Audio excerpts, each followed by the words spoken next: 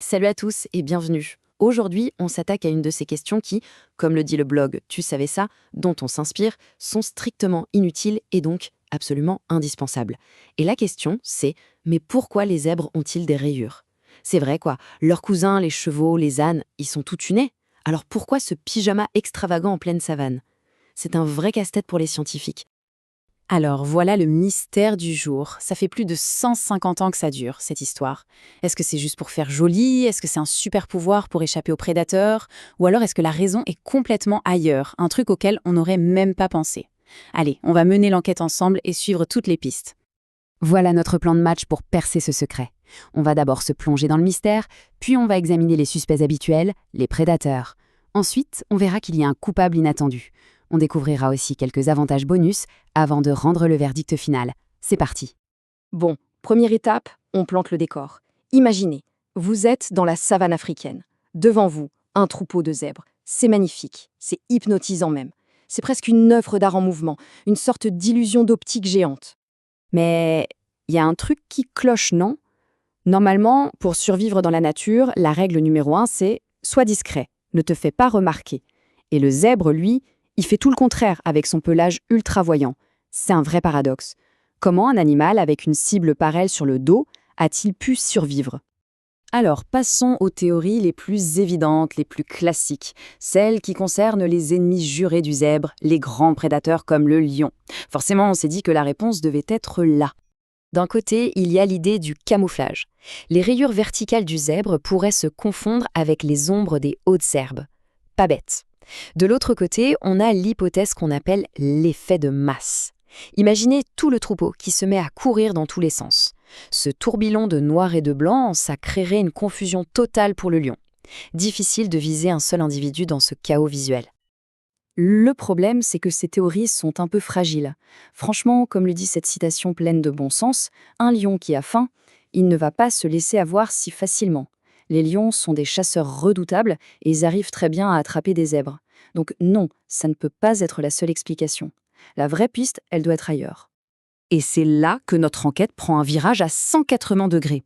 Et si, depuis le début, on s'était trompé d'ennemi? Si le vrai danger pour le zèbre, ce n'était pas le grand et puissant lion, mais un adversaire beaucoup, beaucoup plus petit. Oui, un lion, ça fait peur, c'est impressionnant, mais ce n'est pas une menace de tous les instants. Par contre, il y a un autre danger qui, lui, est partout, tout le temps. Un danger silencieux, insidieux et potentiellement tout aussi mortel. Et voilà ce danger. Des maladies terribles comme la trypanosomiase, qu'on appelle aussi la maladie du sommeil. Elles sont transmises par des bestioles comme la mouche tsetse. Et pour les animaux de la savane, c'est une véritable hécatombe. Du coup, éviter de se faire piquer, ce n'est pas juste une question de confort, c'est une question de vie ou de mort. Et là, on tient une piste en béton. Des études très sérieuses ont montré que les insectes piqueurs ont horreur des surfaces rayées. Le contraste noir et blanc perturbe complètement leur système de guidage, ils n'arrivent pas à se poser correctement. Et la preuve ultime, elle est géniale de simplicité. Vous prenez des chevaux, vous leur mettez des couvertures rayées sur le dos, et ils se font beaucoup, beaucoup moins piquer. C'est limpide, non? Alors, on pourrait penser que l'affaire est classée. C'est pour les insectes. Mais ce serait trop simple. Parce qu'en fait, ces rayures magiques, elles ont d'autres avantages cachés. Des sortes de bonus qui se sont ajoutés au fil de l'évolution. Tenez, par exemple, la régulation de la température. Le mécanisme est super ingénieux. Les bandes noires chauffent plus vite au soleil que les bandes blanches. Cette différence de température crée de tout petits courants d'air juste à la surface de la peau. C'est comme si le zèbre avait sa propre climatisation intégrée. Un sacré avantage quand on vit sous le soleil africain. Et ce n'est pas fini. Les rayures, ça sert aussi de carte d'identité.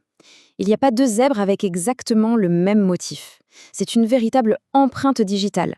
Et c'est hyper important pour qu'ils se reconnaissent entre eux dans un troupeau et surtout pour qu'une mère puisse retrouver son petit sans se tromper. Bon, on arrive à la fin de notre enquête. C'est l'heure du verdict. Alors, la bonne réponse, c'était quoi? Le camouflage, l'effet de masse, la protection contre les insectes, la clim, la carte d'identité? Eh bien, la réponse, c'est un peu tout ça à la fois. En biologie, on appelle ça une adaptation multifonction. C'est l'idée qu'une seule caractéristique physique peut servir à plein de choses différentes. C'est l'outil ultime de l'évolution, le fameux couteau suisse. Pourquoi se contenter de résoudre un seul problème quand on peut en résoudre plusieurs avec la même solution? C'est le top de l'efficacité. Donc, récapitulons. Le même costume à rayures permet de brouiller la vie des lions, de repousser des insectes porteurs de maladies mortelles, de rester au frais sous le soleil et de se reconnaître entre potes. 4 fonctions pour le prix d'une. C'est un véritable chef-d'œuvre de la nature. Et pour bien comprendre à quel point le zèbre est spécial, c'est intéressant de regarder ce qui se passe chez les autres animaux à rayures. Parce que vous allez voir, les rayures, ça ne sert pas toujours à la même chose. Regardez ce tableau. Pour le tigre, les rayures, c'est clairement pour le camouflage dans la jungle. Pour la guêpe, c'est un signal de danger qui dit « Attention, ne me touche pas, je pique ». Le poisson clown, lui, s'en sert pour se reconnaître entre congénères. Chacun son truc. Mais le zèbre, lui, il est dans la catégorie multifonction. C'est le seul qui coche toutes les cases à la fois. Et tout ça nous laisse avec une dernière question, un peu philosophique.